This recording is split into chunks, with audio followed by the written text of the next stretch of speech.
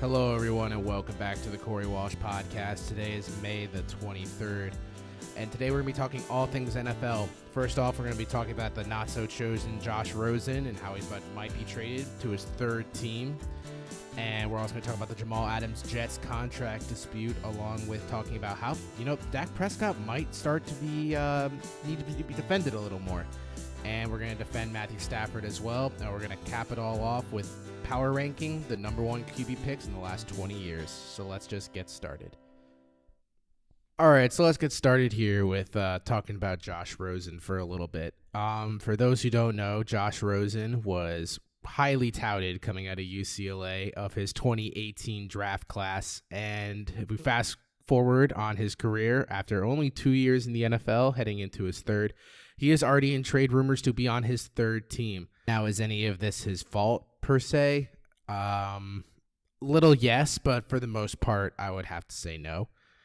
Josh Rosen, in college was a superstar. He spent 3 years after taking over when Brett Hundley left UCLA by having over 712 completions for 9,341 yards with 59 touchdowns in 30 games. Now, we can't talk about all the good things Josh Rosen did in college without talking about the reasons that most college scouts were a little skeptic, and that was because what seems to be the case with most California quarterbacks these days, he was a little full of himself. He was very outspoken. He's famous for a picture of him getting a hot tub in his dorm. Now, I'm not saying it was like a full wooden hot tub. It was like one of the inflatable ones, but still, how many kids do you know in college that also were able to pull off having a hot tub in their room? I guess that's just what college kids these days get to have if you're getting paid under the table. Not saying he was, but, we're finding out more and more that most people are.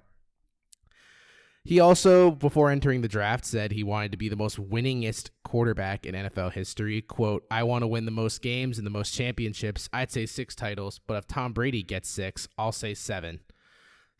Yes, it's very nice when quarterbacks, we all like how Baker said a few months ago that you love me when I'm full of myself, and you say I'm like a really good leader because I believe in myself, but when I still talk it and I don't perform, you call me a head case.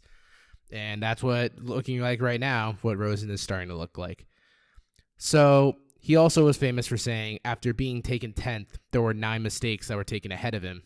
And let's just look into those 10 mistakes, quote, that were taken ahead of him.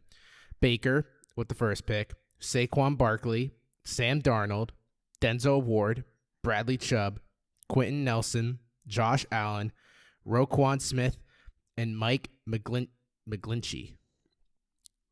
I looked into all of these, and most of these names are very common, well-known, and they're all pretty promising players, if not already good players, like Quentin Nelson, Bradley Chubb, and Saquon, and Roquan Smith.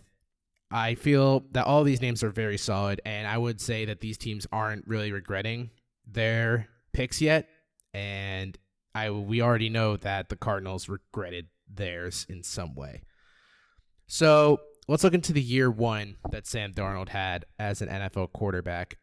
He replaced Sam Bradford in week 3, which is very common, it seems, for rookie quarterbacks these days to sit on the bench, which must be so hard for 3 weeks until the team realizes, yeah, you know what, the starter that we have just might not be as promising, but, we could risk having our young quarterback get thrown into a terrible situation and maybe forever change their perception of the league and their self-confidence. So let's just throw Chosen Rosen in there, and we'll see what happens. Yeah, okay.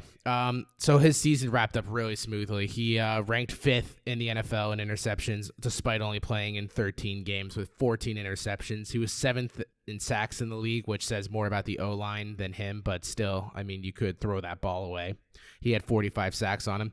He led the league in pick sixes with 4, despite, as I said, only playing in 13 games. He ranked 6th in fumbles with 10, but great news, he recovered first. He recovered the most NFLs in the league. He was first in that category with 7. He was 3-10 as a starter. He gave the Cardinals their only 3 wins of the year at that point. And he earned the Cardinals the perfect opportunity to have the number 1 pick in the NFL draft, which we can all thank him, I guess, including the Cardinals, as they took his eventual successor with the first pick, Kyler Murray. Now, let's face it. That was a terrible situation that any of those rookie quarterbacks would have been put in. Baker or Darnold or Josh Allen would have all heavily struggled in that offense.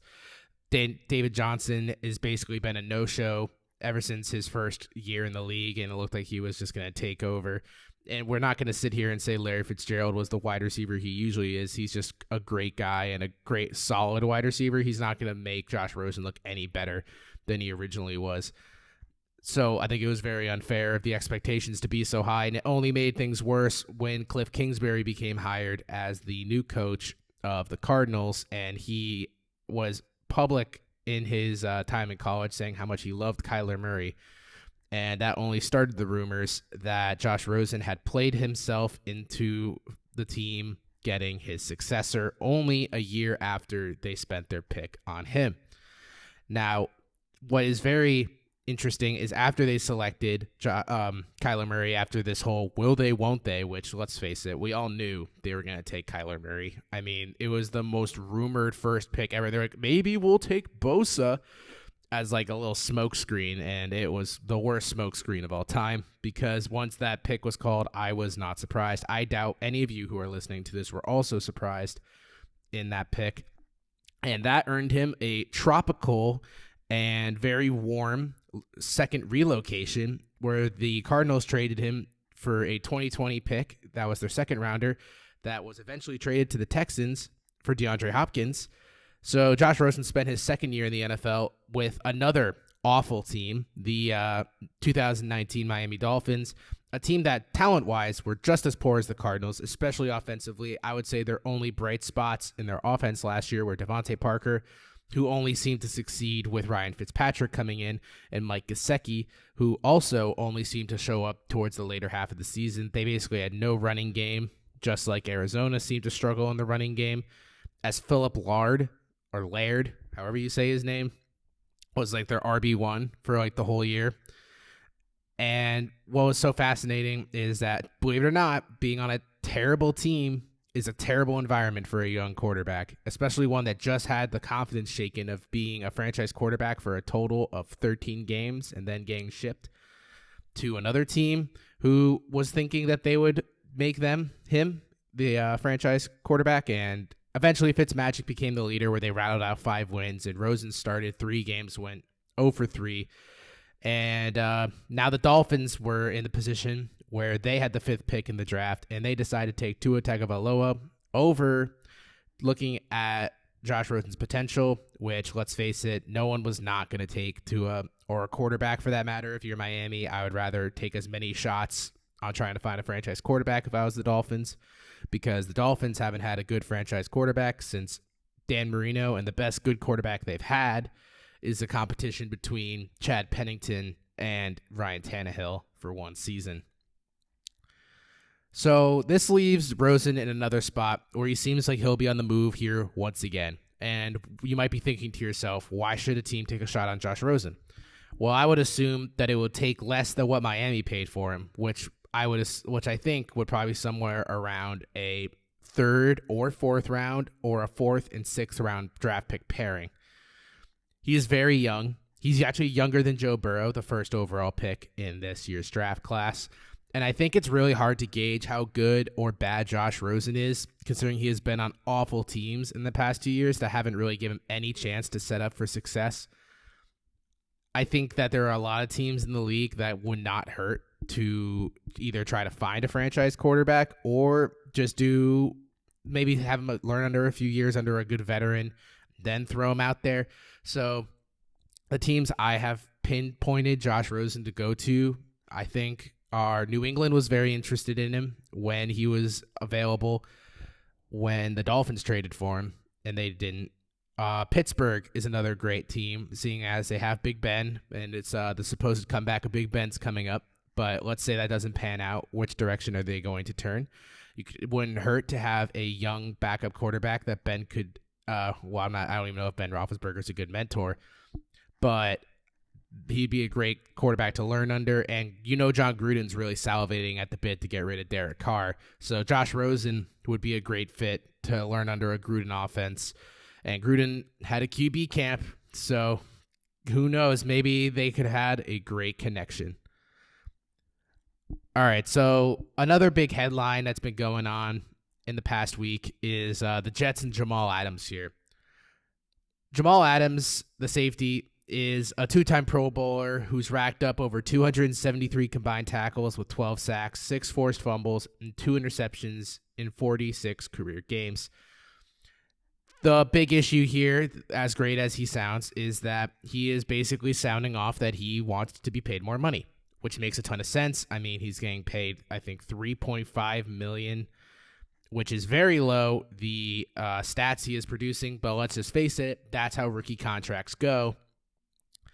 And he is looking to become the highest paid safety now in the NFL, which would expect to net him at least 15 to 17 million annually. He is about to earn, in that final year of his rookie contract, $7 million. We're not there yet, but he also has a 1-year extension the Jets can exercise that they will have to pay or franchise tag him.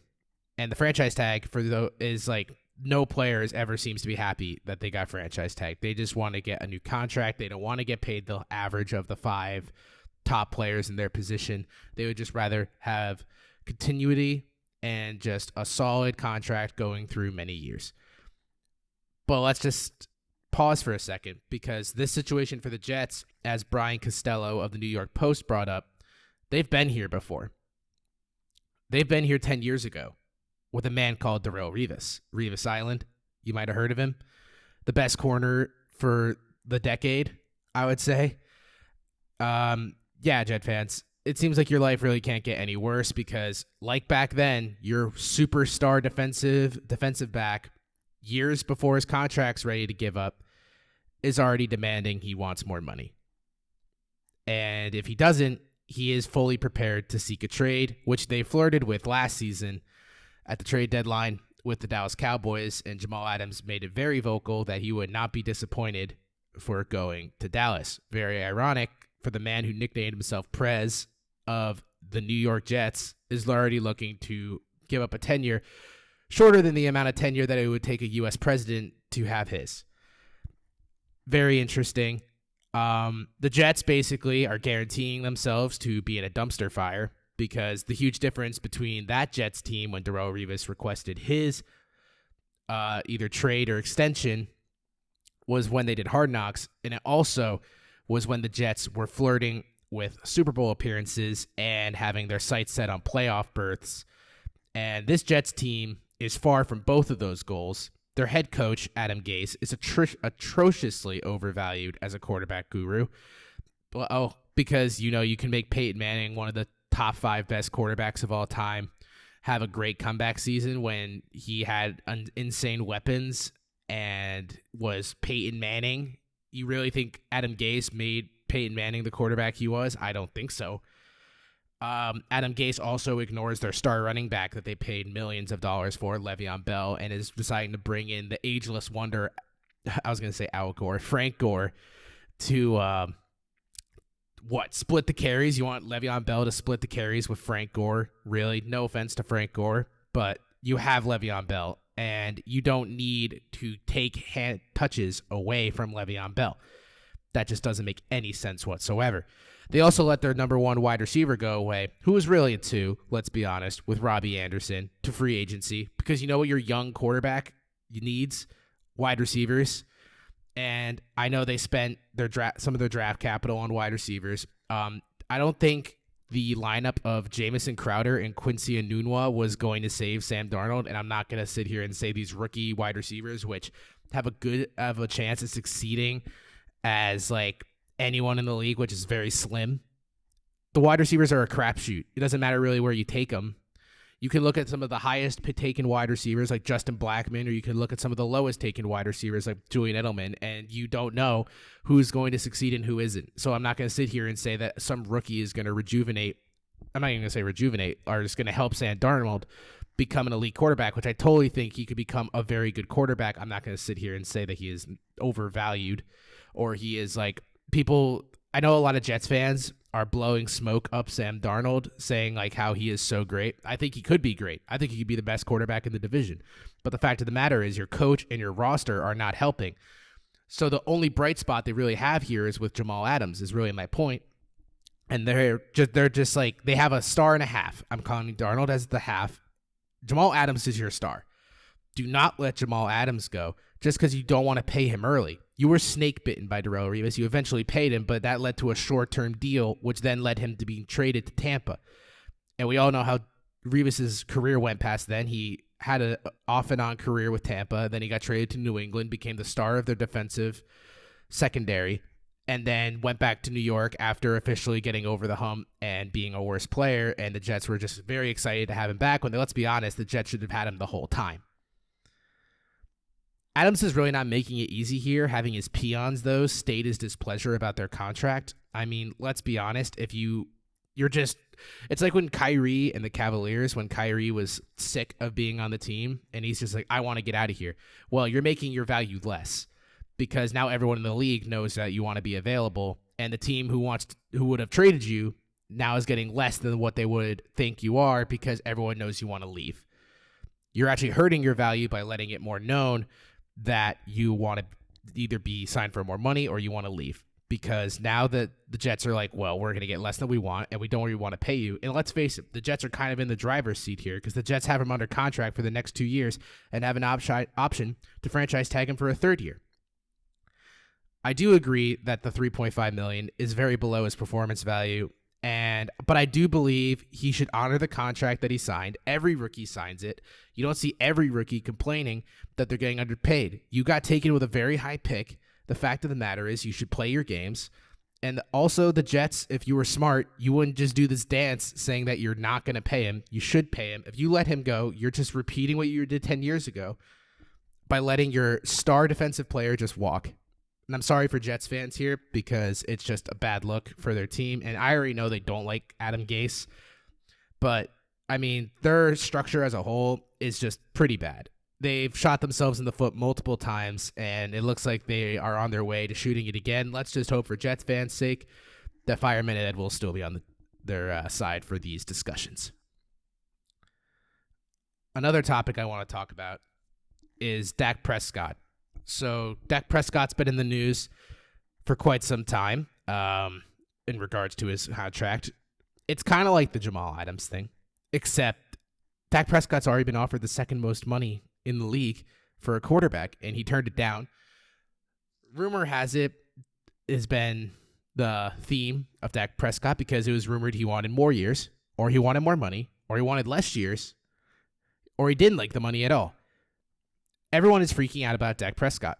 It's actually insane that a quarterback who is actually very solid gets a ton of disrespect. And now when you look up Dak Prescott's name on the internet, there's a lot of articles saying why he's not even remotely worth the money that he's getting paid, which that's true with every young quarterback that gets put this money. Let's face it. How many times have you looked at a quarterback getting paid and you're like, yeah, you know what? He was worth the money. Some Tom Brady and Drew Brees aren't even in the conversation for the highest paid.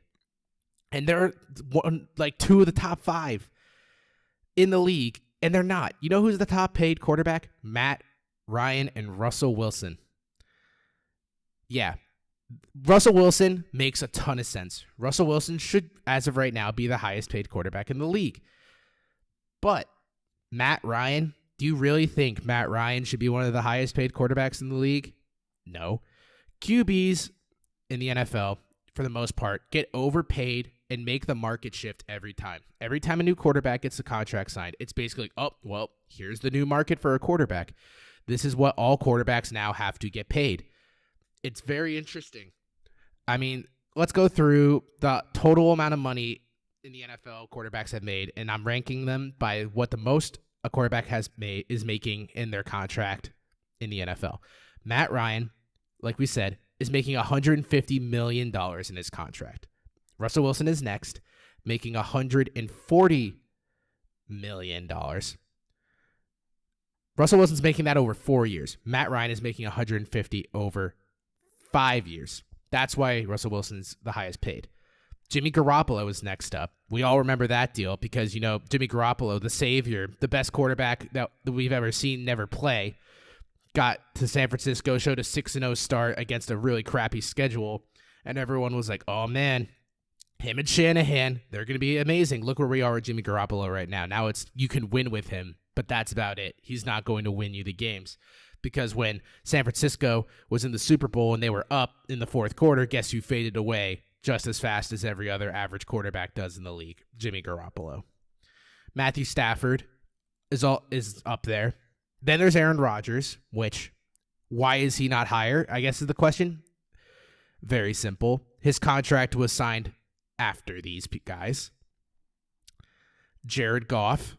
Yep, Jared Goff is one of the highest paid. You know why? Because he came off the rookie deal and he performed in 1 year and he shifted the quarterback market. Carson Wentz, another one, shifted the quarterback market. Derek Carr is getting a ton of money from Oakland, Las Vegas now. Signed it with Oakland. He signed for $125 million over 5 years. Do you think Derek Carr is worth that? No. Well, what about Ryan Tannehill, who got paid a ridiculous amount of money? Because you know why they're getting paid this money? Because that's what the quarterback market demands. You're not paying based off talent. You're paying based off of promise. Alex Smith is another notably high-paid quarterback. So is Ben Roethlisberger. So is Kirk Cousins. We all know Kirk Cousins is because that's the only argument people bring up is how much money he makes and how he doesn't deserve it. You get the money that the market is worth. If you want there's not many good franchise quarterbacks in this league. There's not even enough for every team. So, of course, everyone is going to pay for the chance to get one. And you're paying for the hope that you finally got it, not because you're looking at a Kirk Cousins or Teddy Bridgewater and you're thinking, this guy deserves elite money. You're doing, we need a quarterback so desperately, we are going to pay what the market is asking. Quarterback contracts, for the most part, like I said, don't earn what they're worth. They earn the overall market value. So this gets back to Dak Prescott. The most important thing is that QB in the entirety of sports gets a lot of leeway when it comes to contracts. When you pay a baseball player like the Angels did Albert Pujols, you paid him for the 4 years of the 10-year that were going to be worth it. When you're paying a quarterback, you're paying for like just the hope that you'll be good. You're not paying because they did well up to that point.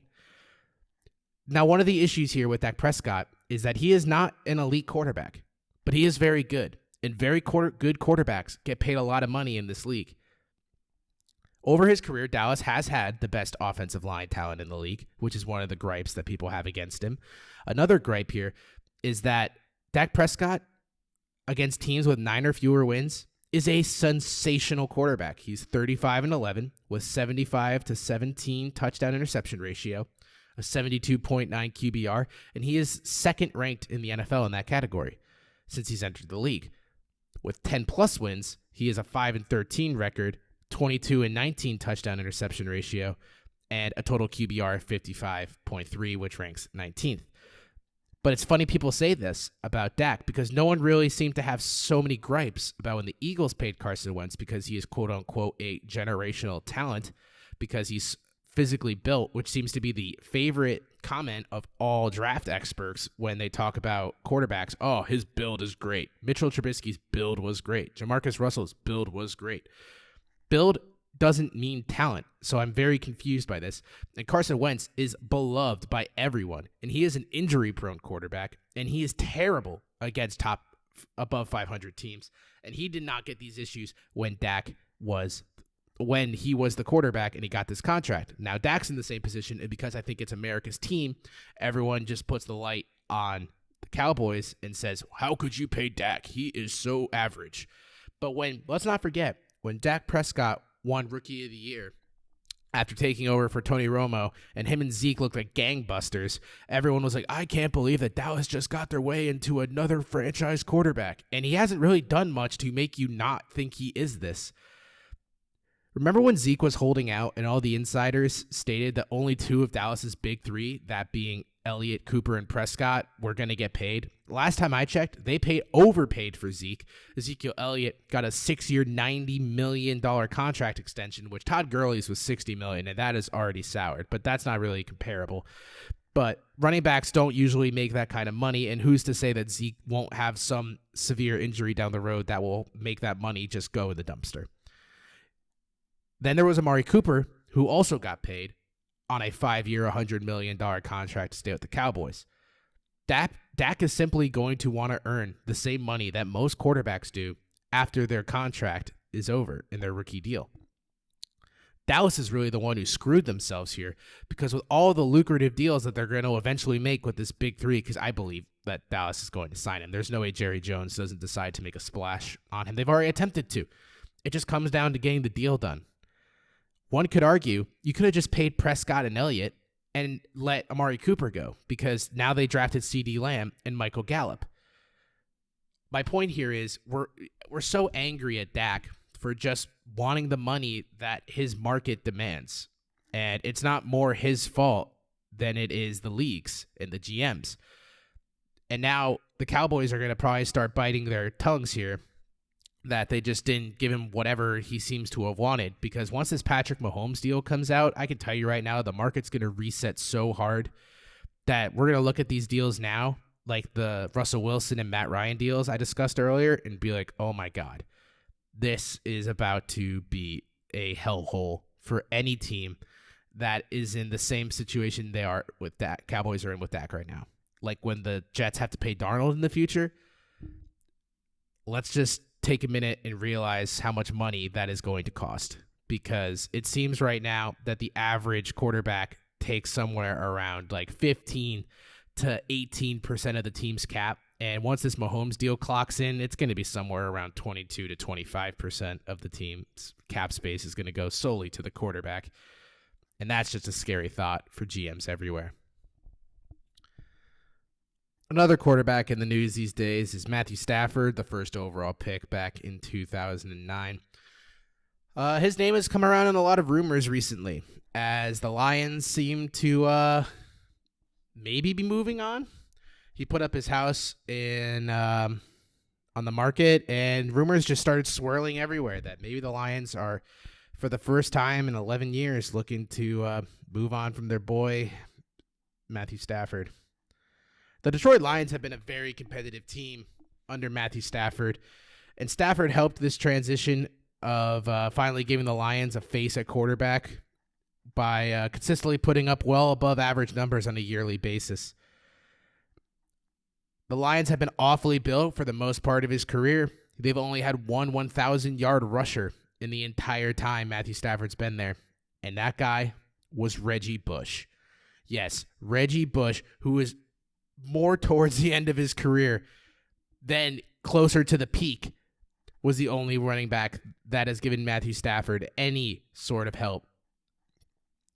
It also feels like for the majority of his career, he has this label of being an injury-prone player. And I really don't see that being the case. Outside of his rookie and sophomore year, and now this year, in his rookie year, he only missed 6 games with knee and shoulder injuries. And then in 2010, he missed 13. And then in 2019, he missed 8. Outside of that, he has played every single snap of every single game since then. He had 136 consecutive starts, which was second to only Phillip Rivers among NFL quarterbacks. And during that time, he was insanely effective.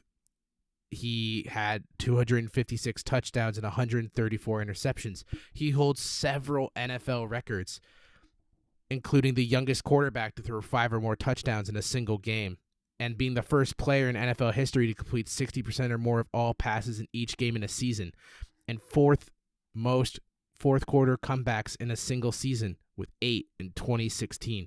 He also owns many of the franchise records for the Lions, which isn't that impressive, but he includes the most career pass completions made by a Lions quarterback and most career games with 400 passing yards, which in today's game is kind of a inflated stat back to how it used to look then.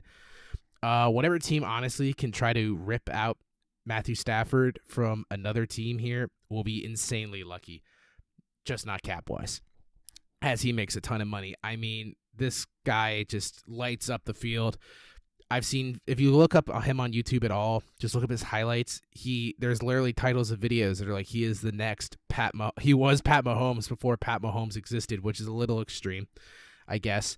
But he does make insane throws, and I think people are just forgetting because he's in a very bad situation in Detroit how good this guy is and that he could perform on another level. He would help any team that's looking to make it to the playoffs get another like a push to their chances. I think teams would be very lucky if he entered the trade rumors, and I hope that he can either find success in Detroit, which basically seems next to impossible, or that he can just take the next step and maybe make his career turn around in a way that we haven't seen for a lot of quarterbacks. A few weeks ago, I redrafted the Cam Newton draft, the 2011 draft, and if you haven't listened to that podcast, you should. It's a pretty good one. It's available on the same feed as where you found this one, and I thought, hey, why not try to do another power ranking? I'm not going to redraft the whole thing because that would once again take like an entire podcast to do. But instead, I decided I'm going to power rank the QBs taken with the number 1 overall pick in the NFL draft in the past 20 years. And there were 13 quarterbacks taken with the honor, of getting to be the first one to shake the commissioner's hand and look awkwardly into the camera and say, I made it, maybe. So we're going to start at the bottom of the barrel here. I think anyone on this planet would be shocked that I selected Jamarcus Russell to be the worst quarterback taken with the first overall pick. Jamarcus Russell only lasted 31 games in the league, and he honestly came in as quickly as he left the NFL. I mean, he was touted as this quarterback with legendary arm strength. He was the quarterback who threw on his knees for 70 yards. Well, this was a Harlem Globetrotters tryout. Jamarcus Russell would have been a sensational addition to the Oakland Raiders, but instead, he ended his career in Oakland with just 7 wins. Yep. 7 wins. That's pretty sweet for the fans of the Black Hole who honestly feel like all of their joy has been sucked into one. He ended his career with over 4,000 passing yards, 18 touchdowns, and 23 interceptions in 3 seasons. That sounds more like a below average quarterback in the NFL today, and Jamarcus Russell mustered up those numbers all the way back in like 2007. All right, so moving on to not so much better is David Carr. I mean, his career lasted much longer than Jamarcus Russell. He was drafted by the Texans, and he was 23-56 overall in his career. He was a Texans starter from 2002 to 2006, holding the legendary honor, which I would be surprised if it ever gets beat, is a 76 sack season. Yes, 76 sacks in a season. He is not a defensive end, as we remember. He is a quarterback, and his body took a beating basically of someone just driving back and forth into a stop sign over and over and over. And believe it or not, the trauma of imagining someone is going to beat the living crap out of you every 2 seconds never made it David Carr recover as a starter in this league, and he eventually became a journeyman and a destined backup. He did win a Super Bowl, though, with those Giants with his second stint with the G-Men. So I guess it wasn't all terrible for David Carr. And now his brother is in the NFL as well, and he already, I think, has a better career than David ever did. But I don't think Derek has the PTSD that David had to endure. A quarterback whose career is summarized by injuries that were more constant than the highs of when he actually played was Sam Bradford, who ranks number 11 on this list. He was known for being a very good quarterback when he was on the field, but he also was very injured and injured and injured and injured. He was drafted by the Rams with the first overall pick, and he went on to win Offensive Rookie of the Year, and he had a very average to slightly above average career, and a lot of teams had faith in him that he just needed a great situation where he wouldn't get hurt, as he was traded from the Rams to the Eagles to the Vikings to the Cardinals. What a fun career for Sam Bradford. He was as brittle as a biscuit And for the most part, he had one great year where he definitely had a good completion percentage. He was like Drew Brees minus the substance. I don't know if that's a compliment at all. I am starting to think it is not a compliment at all. All right, so number 10 on this list is Baker Mayfield. It is way too early to give up on Baker after a bad second year with a new offensive line. We can only hope to see Baker on the rise as this list goes on. He showed a lot of promise in his rookie year. But it seems that this once deemed savior of the Browns is now just an attention magnet for now. And we can only hope that Baker will take a step in year 3 to show why he was taken first, which shocked the world really when it happened. But apparently a lot of other teams felt that he had this potential too, as it was rumored that teams wanted to trade up for him, such as the Seahawks and the Patriots wanted the first pick to be Baker Mayfield. And I know it's Colin Cowherd's favorite punching bag, but I think we could see Baker easily go way up on this list with just a few more years of showing the promise he showed in year 1. So this is going to come as kind of a shock, and I was a little split on between who to put over the other with 9 and 10. Another Oklahoma product, Kyler Murray, I have ranked as number 9, the Rookie of the Year in 2009. This is based on the idea that he will take a step forward that we imagined we would see with Baker Mayfield, with DeAndre Hopkins now added to that Arizona wide receiver core and the air raid offense that Cliff Kingsbury will look to add onto from last year. I think Kyler Murray has a better chance to succeed than Baker in the sense that he is much more mobile and more athletic, but that also means that his career could be more gimmicky than what Baker Mayfield could do. And the only reason I rank Kyler Murray higher than Baker is really, even though Baker's been in the league longer, I like the potential of what I expected to see in Baker's second year. I am now shifting to what I expect to see in Kyler's sophomore year with this next jump. And we're going to move on to the 8th ranked quarterback on this list, and that is Jameis Winston. Yep, Mr. 30 for 30. We may not have seen the last of Jameis. Maybe security cameras haven't either at most places that sell crab legs. But he shows a lot of promise. But it all comes down to cutting the turnovers. He has flashed on the NFL field the way Favre played, but weirdly enough, he may be way more reckless than Brett Favre ever was. And that is why he decided to get his eyes surgically repaired so he could quote-unquote see better. But he has one of the weirdest off-season training regimens of any quarterback I've ever seen, and I don't think I've ever seen him really look in shape. And that's another concern. But he is very talented arm-wise, and he could definitely sling it for over 5,000 yards every year as long as his coach also doesn't mind that comes with the opportunity to maybe be the next Mr. 40 for 40.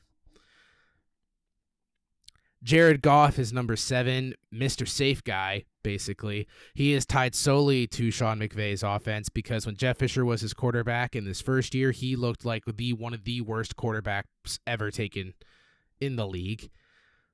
And we have this weird thing with Jared Goff where we're constantly going up and down about him. Do you not remember from potential bust to Super Bowl bound to what?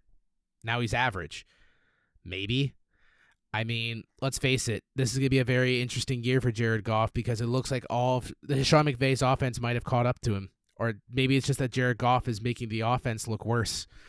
And now that we lost Todd Gurley and Brandon Cooks, who were basically never on the field anyway, how's it going to look when they're never on the field?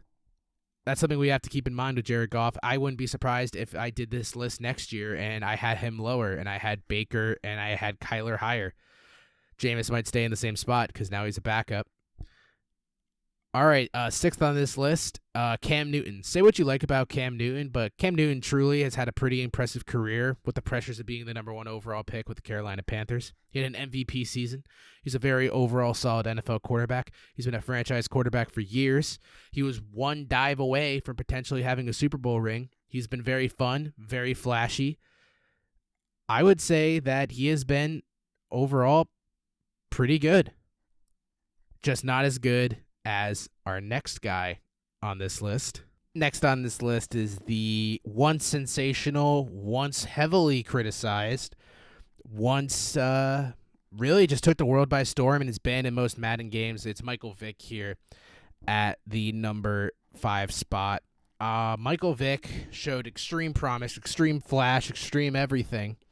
The difference between him and Cam Newton is really that, I don't think we're going to talk about Cam Newton in the same way we talked about Michael Vick. Michael Vick was truly the pioneer, I believe, for what Cam Newton was today. He really had an insane impact on the NFL when he was in his prime. And once he had the issues off the field and came back into the league, he had another fantastic year for the Eagles. And he truly brought a spark to the NFL that made a generation truly, really, it changed the quarterback position as a whole and what most people conceptualized it to be. And that is why I have him ranked above Cam Newton. Not only, I think he was a better quarterback than Cam Newton was. I think Cam Newton is a very good quarterback. There's nothing against Cam Newton. But Michael Vick, I don't think anyone, it's not really an argument that I think Cam Newton is not as good as Michael Vick. This might be an argument, though. Ranked ahead of him is Matthew Stafford. Matthew Stafford is the face of the Lions franchise. He has played for many years, and he has had his job much longer than the quarterbacks I have mentioned before him. And honestly, Matthew Stafford, very rarely injured. He never had a true wide receiver or a wide receiver too. He is the definition, I think, of what you look up in the dictionary of what you get out of a number one overall pick in the draft. Very solid, very low. Very rarely is there a low with him. It's mostly highs. And I think any franchise that gets a Matthew Stafford for 10, 11, 12 years is very blessed. Because let's face it, it is not as easy as just going, I got my number one pick, so let's just move on. And we could just move in the direction with the quarterback we got, as we saw with David Carr and Jamarcus Russell. All right, next on the list, we got Alex Smith. It took a long time, but once the arrival of Jim Harbaugh into Alex Smith's life, he made Alex Smith utilized in the way that he was truly meant to play. He will never outgun you. He will never outrun you, but he will never lose the game for you. 94, 66, and 1 as a starter and almost a career 2-to-1 touchdown interception ratio. That record I just stated, though, is kind of deceiving because actually, ever since he was introduced to Harbaugh, he never produced a losing season ever again in his career. Even with Washington last year, he was 6-4. And every coach that has had him has sung nothing but his praises. And if you want to learn a little more about Alex Smith, you should definitely watch that ESPN documentary called Project 11. That was it really is an insane documentary. I mean, Alex Smith, it only makes him like one of the more likable guys you ever meet in your entire life. All right, next on the list is Carson Palmer. Carson Palmer, the SoCal guy. He is a great quarterback. For the most part, that was stuck in terrible situations. The Bengals have been a dumpster fire of a franchise for the later half of the past 50 years. And Palmer really showed them light. He was a thrilling NFL quarterback, and he lit it up with Chad Johnson and Houshmandzadeh. And then after getting traded to Oakland, which was, once again, Oakland, you really just are really suffering. My God. The quarterback position has not been fun for you. He got traded to Arizona, and under Arians, he once again had an explosive offense. He was a great talent that was burdened of higher success, but the organizations and injuries, that being an MCL tear in 2006, an elbow tear in 2008, and an ACL tear again in 2014, really ruined what was a very underrated career, I think, which is why I have him ranked third. This is going to be a very angry response, I think. I have Eli Manning ranked second in quarterbacks taken with the number one overall pick. Now, I know what you can say. Eli Manning's a two-time Super Bowl champ. He's a good quarterback that helped a franchise win 2 Super Bowls and beat Tom Brady and the Patriots in both of them. He is a 2-time Super Bowl MVP. I would only argue that he is not the most talented quarterback on this list, and I am not going to list these quarterbacks based on their career. It is on the talent that they showed in the NFL and for how long they showed it, I guess. But Eli Manning is a very good quarterback. He is a borderline Hall of Famer, if not a sneak-in Hall of Famer based on his career. But I also believe that Eli Manning doesn't deserve to be number one because we don't look at Eli Manning and think he was one of the best quarterbacks we've ever seen in our lifetime. And that is why I am transitioning it to the quarterback that was prophesized to do it all, but left the game a little too early. That is right. I have selected Andrew Luck as the number one quarterback taken with the number one pick in the past 20 years. Andrew Luck, the next LOA that left too soon. He was the most gifted football player on this list that won with pure talent and really nothing else. Eli Manning won because he had great defenses surrounding him that gave him the opportunity to shine. When was the last time Andrew Luck had a top anything in the league when he played? He had T.Y. Hilton as his best player for the majority of his career, and T.Y. Hilton is just fine, but that defense was terrible. That offensive line was terrible. He left the NFL so early because he got banged up all the time because his offensive line couldn't block for him. He sustained so many injuries, including a lacerated kidney for this game.